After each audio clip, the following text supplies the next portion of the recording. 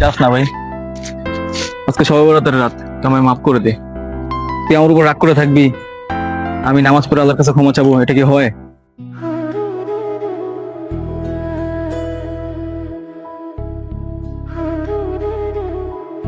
সেদিন আমারও দোষ ছিল, আমি অযথা তোর উপর জেদ ধরে বসেছিলাম।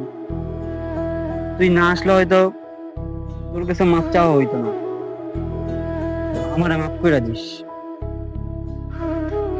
যাক, ভালো হয়েছে। আমি যে বোমগুলো কিনছি আর তারাবাতি গুলা কিনছি, চল আমরা সবাই মিলে ফুটাই। হ্যাঁ, চল তাহলে।